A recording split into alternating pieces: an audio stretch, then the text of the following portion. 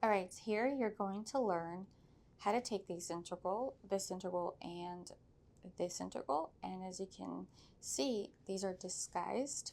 This one is power rule. Probably don't see it yet. So I rewrote it and I kind of color coded it to appreciate how many different functions there are. And you may think just because you have a product of one function and another function, you may be thinking that you need integration by parts, but you don't. These get solved by a simple U-sub. Not simple, but using U-sub. So here, you're probably thinking what your U should be, because that's the most important decision that you have to make. So you have two options, right? You can say that cotangent x is u, and then you go down that rabbit hole and you get your du, because you're going to need du, right? And that is negative cosec square x dx. That didn't get you anywhere, because now you don't have that here, so that's not your du. And the last thing I'm going to do is like add another function with it. Whenever you are choosing u, basically what question you're asking is, do I have somebody's derivative there? And here, derivative of cotangent x is not sitting here, as we saw. So then there's another option, that your ln sin x is u.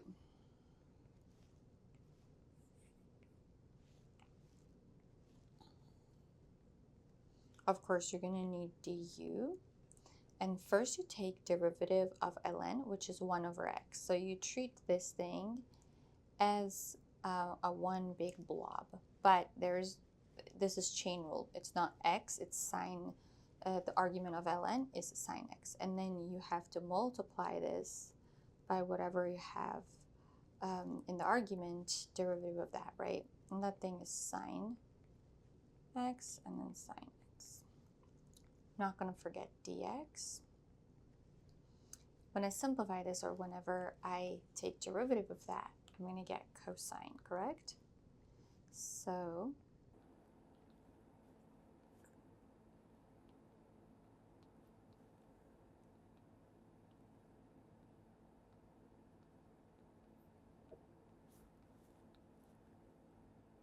and cosine x over sine x, that's simply cotangent x dx.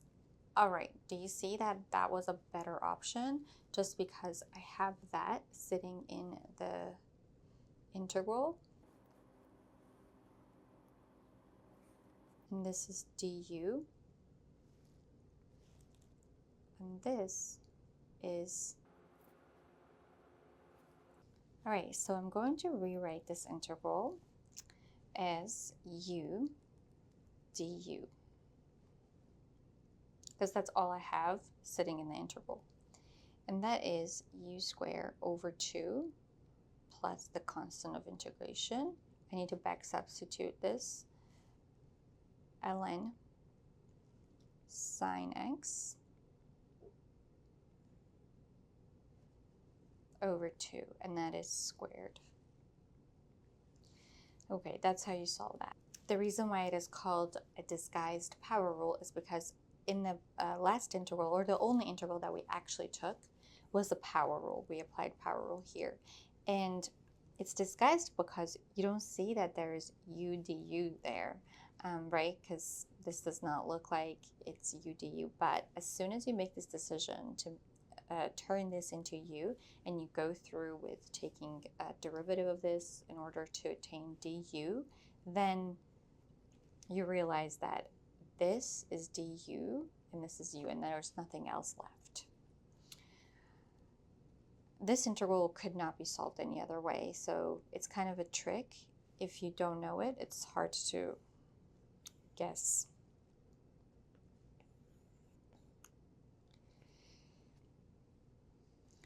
Okay, second integral is a disguised form of a log rule. At this point, you're probably thinking a U-sub. And let me show you why this is not yet ready for a U-sub. If I said that denominator equals to u, then obviously I need du. and that is there's only one function whose derivative and integral is itself. It doesn't change, and that's e of x. So as you can see, if I had e of x here, this would be ready for U-Sub, but I don't have it yet. But I can come up with it. So I can add e of x and subtract e of x. And that this way I have added 0, because these would get canceled, and this is fair. Okay, now I'm going to separate these integrals. Separate the numerator, like so, and write it as 2 different integrals. Solve them separately. You can always, and you should always do that anytime you have integral of the sum of terms. You can and should always turn that into sum of integrals. Minus, because of this minus here, e of x over 1 plus e of x dx. Okay. Oh, this one gets dx. These get canceled, so there's just 1 here. And if you notice here, I do have e of x dx. So this integral is ready for a U-Sub. Remember we said that if I had e of x there, I would apply U-Sub. Well, I do now. And this integral is just integral of dx, or 1 times dx, right? That's simply x. So the first integral I'm going to take, that's x, and then minus, and I'm going to go through it with the U-Sub. As I said, this is du, and this is u. This is 1 over u du. This is why it's called disguised log rule. The second integral is log, natural log, right? ln u plus constant of integration. Now I have to back substitute. That's simple enough. Wherever I see u, I put 1 plus e of x, which is what I promised u would be. And that's your final answer.